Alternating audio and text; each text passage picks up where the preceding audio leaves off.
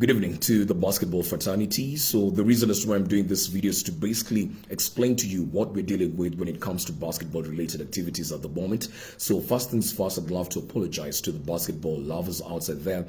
I know you'd love to be outside there, showcase your skills, participate, compete, and that's what we all love doing as basketball players. So I truly feel where you are at the moment. But the premise upon which we're dealing with what we're dealing with is because of a very simple reason. Over time, the Sports Dispute Tribunal has issued interim orders and rulings that they expected the federation to follow, but the federation in their own capacity have deemed it fit not to do so. So that is a simple reason as to why we are here today. Let nobody try to give you some baseless explanation that this and this is what is happening. No, that's an outright lie. It's because the federation has chosen not to abide by the orders that have always been issued by the Sports Dispute Tribunal, and that is a simple reason as to why we are here today. Now, secondly, for a very long time, you've had the argument that team managers are the problem with the Kenyan basketball. It could be true, it could not be true.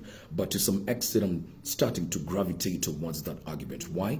If you've been keen, just this evening, we've been seeing certain circulations of an affidavit that was filed by a certain Evans W. Omondi, and in various documents, they've been sworn in by different team managers. Well, the document could be valid, the document could be invalid. I don't know. We are yet to ascertain whether or not that is true. But according to the date that is issued on that particular document, it says it was sworn in at Nairobi by the said, for example, let me use the one that I'm reading right here, by Moses Wanjara on the 5th of September 2023. Again, whether this document is valid or not, we are yet to ascertain, but just by going with the circulations of this document, that an affidavit that has been filed by Evans and supported by different team managers, already you're seeing the desperation tactics from the federation. Now, what you're seeing right here is an outright desperation move.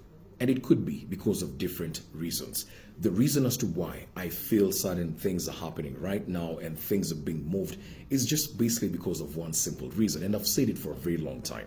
We have amazing, brilliant minds outside here who can revolutionize this federation and change this game, at least put it on the right path to change. And the biggest scare for the people who are in office is that a new breed or a new crop of people who are coming in to have a different conversation always does one thing.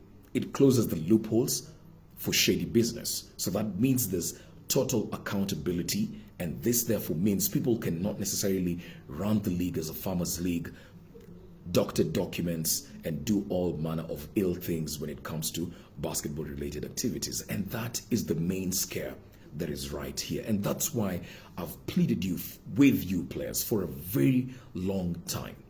What's so wrong in halting this league for 2 months and setting a kickoff date once we figure out what the short-term issues and the long-term issues are?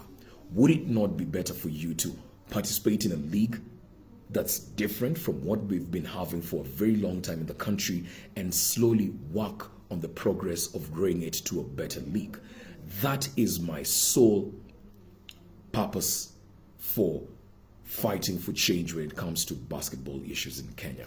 I just want to see a different game. I want to see a different basketball environment, and it can be done.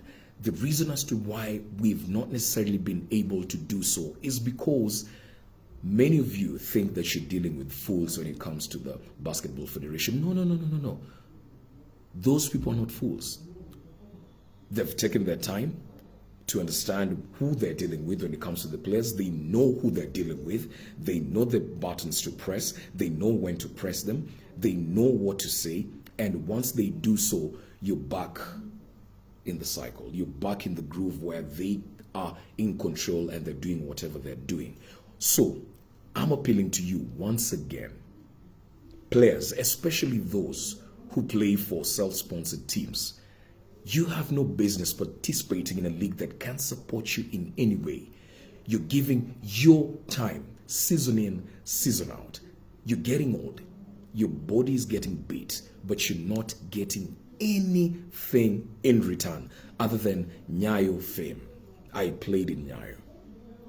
That's what I'm telling you. There is no problem when somebody says boycott the league. A boycott just gives you one opportunity to do one thing. It gives you time to step back and reevaluate what has been happening, see what can be fixed, what can be improved, what can be maintained. And that is what I've been vouching for from day one. This league can wait. Let's take a step back. Have a 3-day sit down. And I'm very specific with the timelines because a lot of the times people waste time in these boardroom discussions. I've said let's have a 3-day round table sit down. Start from the simple aspect of this, the Constitution. There's certain things that we need to change. There's certain things that we can uphold. There's certain things that need to be done away with. From there, we look at the short-term changes that can be effected as early as tomorrow. Start working on that as we put in mechanisms and ways that we can deal with the long-term solutions. It's going to be a very painful work, but I assure you, in under 6 to 8 months, you'll start seeing the change that we're talking about. And would you rather not be part of that movement? Or you want to begin the league and just go play basketball at Nyayo, exit Nyayo, go to Nairobi West in the very same clothes, because you're contemplating you can't go back home, you're going to West Fair. The allowance that you've been given, it will probably allow you to go out, contribute for a drink or two, then leave that place in your sandals, meet us or other people at 1824 in the same attire. Is that the life you want? I believe not. Just give us an opportunity.